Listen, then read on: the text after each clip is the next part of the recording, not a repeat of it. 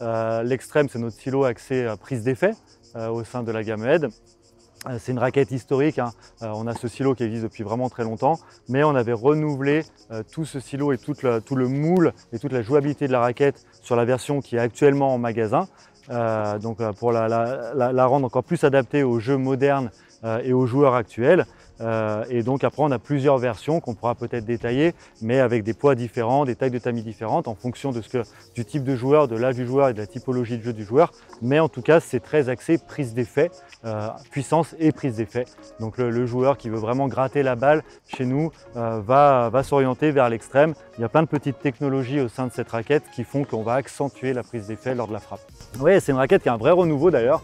Elle a vivoté un peu pendant quelques temps, il y a quelques années, et puis là elle reprend du souffle. Le nouveau moule l'a vraiment boosté en termes de vente et en termes de désirabilité de la part des joueurs. Le fait qu'il y ait aussi Berrettini qui joue avec, qui est un des espoirs du tennis mondial, qui est un Italien, un des espoirs du tennis mondial, fait vraiment qu'en ce moment ça devient un best-seller et qu'il atteint les niveaux de vente. Il n'a rien à envier à des Speed, à des Radicals qui sont les best-sellers historiques de la marque, et au Gravity également. Donc vraiment on est désormais sur un silo qui est très fort, qu'on a repositionné en termes de jouabilité, en termes de tarifs, en termes de technologie. Elle a toutes les dernières technologies de la marque. Donc vraiment c'est des silos très importants pour nous désormais. Donc on est toujours sur le graphène, nous c'est notre matériau de base, hein, qui constitue nos raquettes. C'est un matériau qui est très résistant et très léger, qui vient en complément du graphite. Et en plus de ça, sur cette nouvelle génération, on a également désormais mis une construction auxétique. Donc c'est les mêmes matériaux mais qu'on est venu mettre différemment. On est venu assembler les feuilles de graphite, les feuilles de graphène différemment pour avoir une jouabilité différente au niveau du cœur de la raquette, au niveau du pont exactement.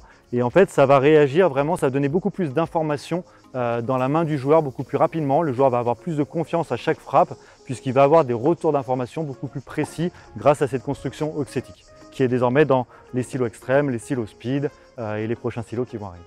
Donc tout à l'heure je parlais que c'était un silo avec des raquettes dédiées à la prise d'effet, et en fait c'est pas uniquement du marketing, c'est pas uniquement des positionnements catalogues, c'est vraiment lié à la configuration de la raquette. Et cette raquette, déjà pour la prise d'effet, on a besoin que les cordes bougent. Les cordes, bien sûr, la prise d'effet ça va être à l'accroche, mais également au fait que quand on va venir frapper la balle, la corde va bouger et revenir. Et le fait que la corde ait de la latitude et puisse bouger, va redonner de l'effet. Le snapback, ça va redonner de l'effet à la balle. Donc déjà, on est sur un plan de cordage qui est open. Donc on est sur un plan de cordage en 16-19 et qui est open. C'est-à-dire qu'on va aller aux extrémités du cadre avec les montants, ce qui va permettre d'aérer, d'avoir des grands espaces entre chaque corde et donc de donner de la liberté aux cordes. Pour donner encore plus de liberté aux cordes, on va aussi avoir ici, si tu peux zoomer un peu plus, on va avoir ici des œillets qui ne sont pas des œillets ronds. Ce sont des œillets qui sont un peu en forme ovale au niveau du trou, et ça permet en fait pareil de donner plus de liberté à la corde, et la corde va pouvoir bouger beaucoup plus dans l'œillet alors que d'habitude elle est contrainte dans un œillet très rond comme on peut avoir par ici, un œillet rond, et la corde ne va pas pouvoir bouger. Alors que ces œillets là vont permettre que la corde bouge plus, donc plus de liberté de mouvement de la corde, plus d'effet. Et surtout, une des grosses innovations sur cette raquette, c'est au niveau de la tête de raquette, sur les cordes montantes principales, où ici on a des œillets qui sont encore plus évasés. Et on le voit bien, ils sont très larges, ce qui permet que la corde bouge beaucoup plus à l'intérieur de l'œillet, alors que d'habitude c'est très fin et on peut à peine passer une corde. Là, on voit bien qu'on pourrait en passer même 3 ou 4 si on voulait. Donc ça va permettre de libérer quasiment sur 1 cm, donc sur toute l'épaisseur du cadre, libérer beaucoup plus la corde.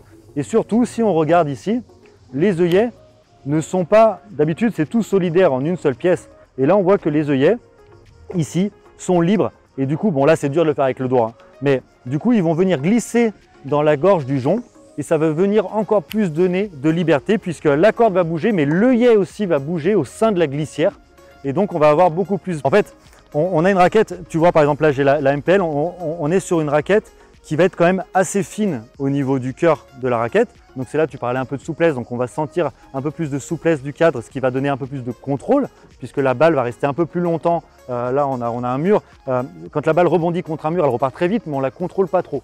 Là on va pouvoir mieux contrôler puisque la raquette va légèrement se déformer au niveau du cœur, donc on va la sentir plus dans la main. Mais en revanche on va avoir de la puissance puisqu'on a quand même des branches après qui vont venir être assez épaisses. Et également, au niveau de la tête de raquette, on est sur des profilés assez épais. Donc là, on va avoir des têtes de raquettes assez stables, donc assez puissantes, puisque ça ne va pas trop se déformer au moment de l'impact. La balle va bien repartir, mais on va pouvoir contrôler grâce à ce cœur qui est un peu plus fin et qui va permettre d'apporter un peu plus de sensation au niveau de la main et de garder la balle plus longtemps dans la raquette. Merci. Donc déjà, on s'appuie déjà un peu sur les chiffres au début et sur les tests labo pour voir si ce qu'on développe, notamment Oxetic, les nouvelles constructions, apporte l'effet qu'on désire, en tout cas en conditions de labo. Et ensuite, on a tout un pool d'académies, tout un pool de clubs. Tu le sais, en France, on a énormément de clubs, on a énormément de coachs. Et du coup, on diffuse des raquettes qui sont toutes noires pour ne pas fausser les tests, des raquettes toutes noires et qu'on met dans les mains de nos joueurs pros qui sont destinés à jouer avec cette raquette, mais aussi des joueurs d'académie, des jeunes joueurs, des coachs. Et on récolte tout leur feedback. C'est fait aussi bien en Autriche, là où est basé le siège R&D et le siège recherche et développement, que dans le reste de l'Europe. On nous envoie régulièrement des produits de test pour avoir les feedbacks des différents pays.